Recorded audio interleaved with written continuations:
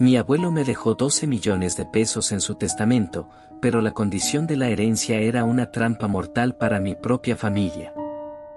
Nunca imaginé que la última voluntad de un hombre muerto pudiera sentirse como sostener una granada sin seguro en medio de una habitación llena de las personas que se suponen deben amarte. Mi nombre es Adrián. Durante 30 años fui la sombra de mi familia. Para mi madre, yo era el error de juventud. Para mis tíos, el primo irrelevante que estudió una carrera pública en lugar de finanzas en el extranjero, y para mi abuelo, don Héctor, simplemente el muchacho callado que le servía el café amargo los domingos por la tarde mientras sus hijos discutían sobre herencias en la mesa del comedor. Don Héctor era un magnate inmobiliario hecho a sí mismo. Controlaba un patrimonio estimado en más de 12 millones de dólares, además de la mítica Hacienda Las Rosas, una propiedad histórica en las afueras de la ciudad. Cuando falleció el mes pasado a los 82 años, la familia no guardó luto. Celebraron una reunión previa en un restaurante de lujo para repartirse imaginariamente las tajadas del pastel. Mi tío Roberto ya había cotizado un yate, mi madre ya tenía lista la lista de remodelación de su casa, y mi primo Mateo hablaba abiertamente de cómo vendería la hacienda para construir un complejo de departamentos.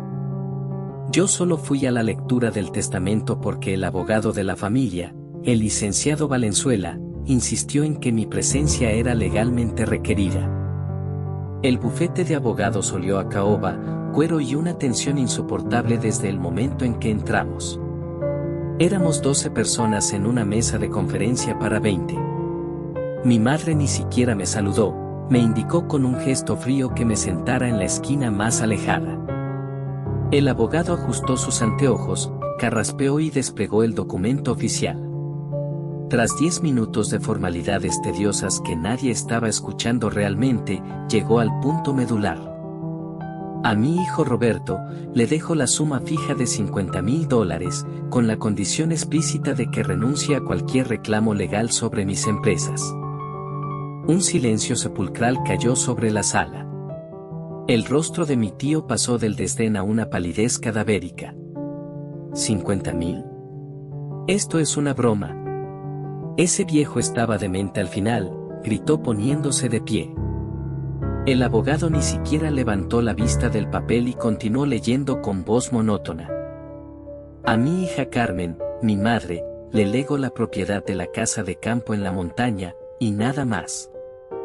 Mi madre dejó escapar un ahogado grito de incredulidad. ¿Y las cuentas de banco? ¿Y las acciones de la constructora?, exclamó con lágrimas de rabia cayéndole por las mejillas.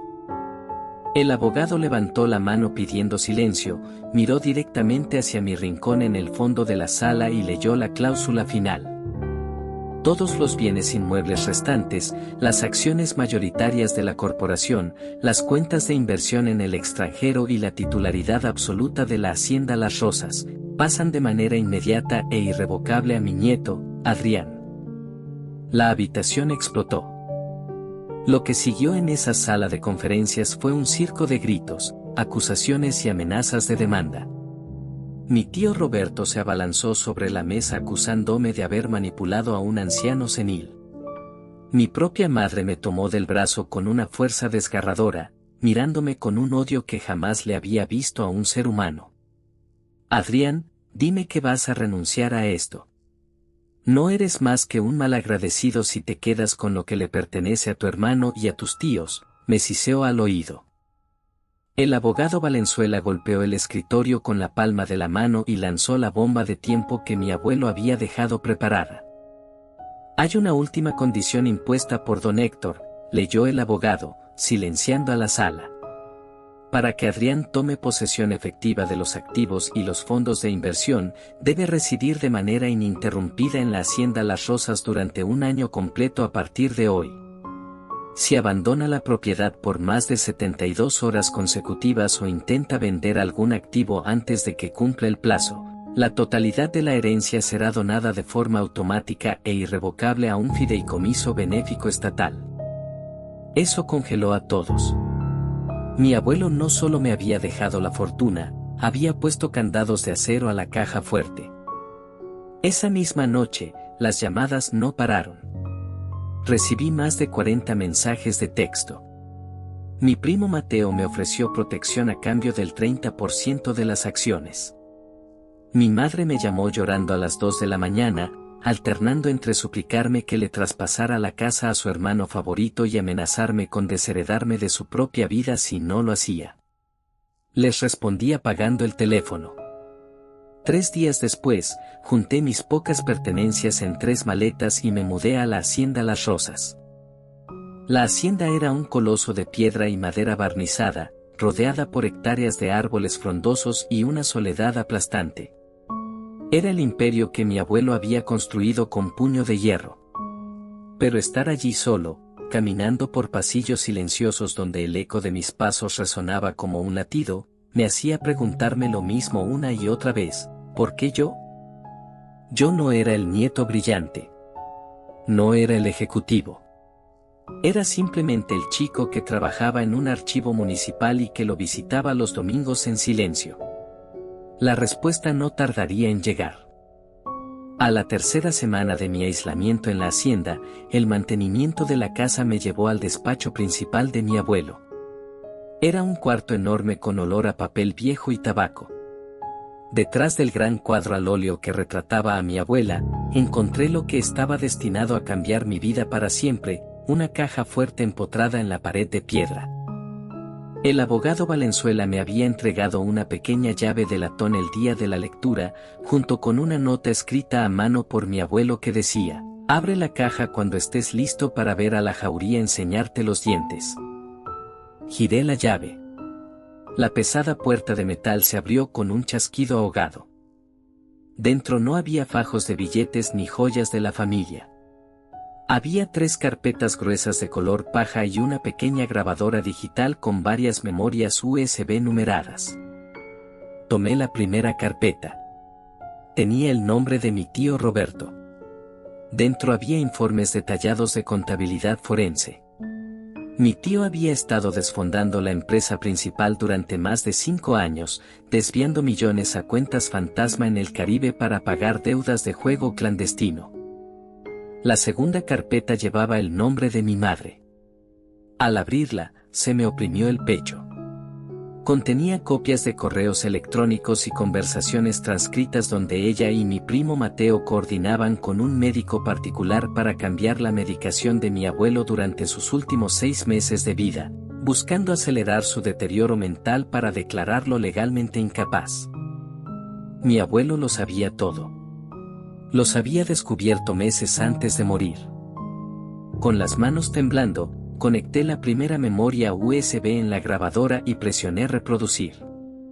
La voz rasposa y cansada de mi abuelo llenó el silencio del despacho. Adrián, si estás escuchando esto, significa que ya leyeron mi testamento y que la jauría ya intentó despedazarte. Perdóname por meterte en este infierno, hijo. Pero no te dejé mi dinero por afecto abrumador, ni porque crea que eres un genio financiero.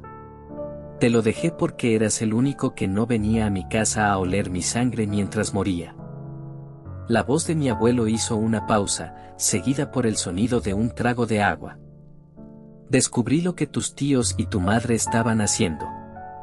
Intentaron matarme lentamente para quedarse con lo que no trabajaron. Podría haber ido a la policía, pero el escándalo habría destruido todo. Decidí jugar su propio juego. Les dejé el señuelo perfecto, tú. Sabía que su ambición los volvería ciegos y desesperados. Este testamento no es una herencia, Adrián. Es una trampa.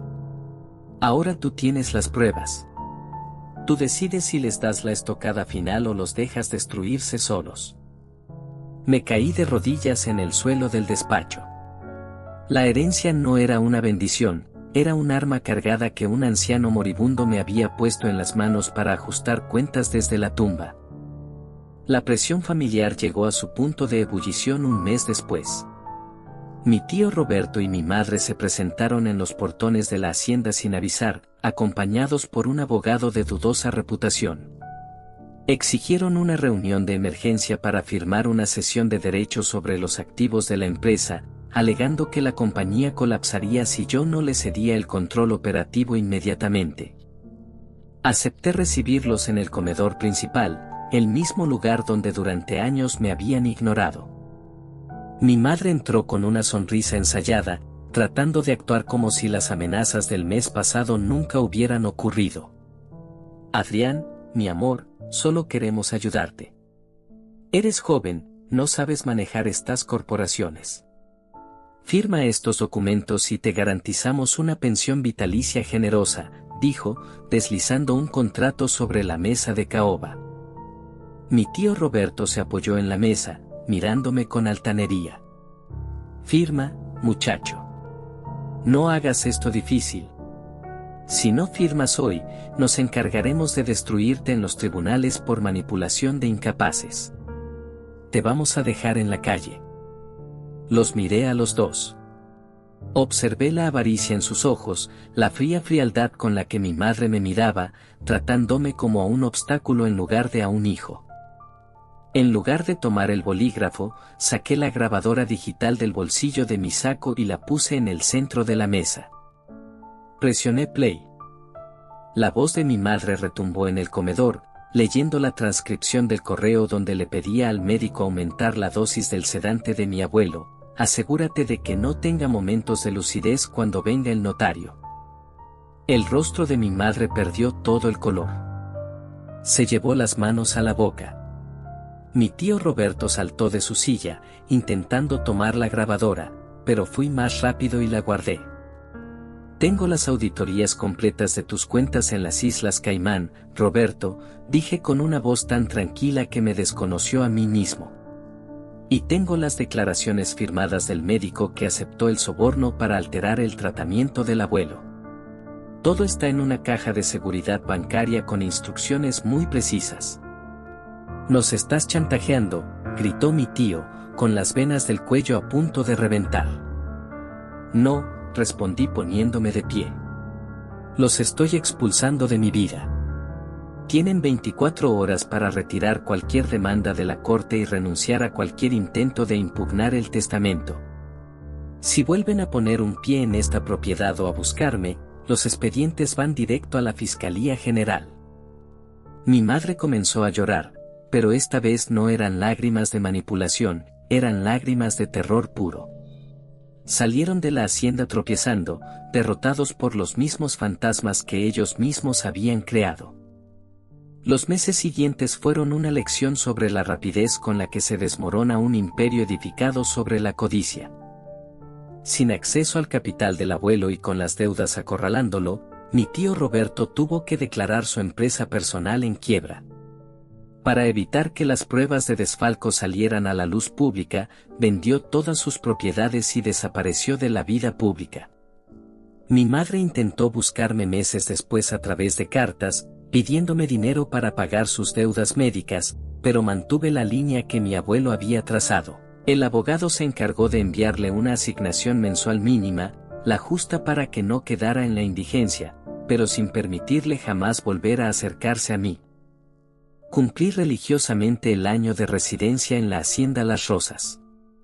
Pasé 365 días en la soledad de esas paredes, aprendiendo a conocer la historia de un abuelo que solo al final de sus días decidió confiar en mí, aunque fuera para ejecutar su última venganza. El día que se cumplió el plazo legal, llamé al abogado Valenzuela. No me quedé con los 12 millones ni con la corporación. Puse la empresa en venta a un grupo inversor ético, liquidé las cuentas y doné el 80% del capital a fundaciones de protección a adultos mayores víctimas de violencia intrafamiliar. Me quedé únicamente con la hacienda Las Rosas y un fondo modesto para mantenerla. Convertí la casa en un centro comunal y biblioteca pública para los jóvenes de la región. A veces me siento en el porche de la hacienda, con una taza de café amargo en las manos, justo como lo hacía con mi abuelo los domingos por la tarde. Aprendí que la sangre te hace pariente, pero solo la lealtad te hace familia.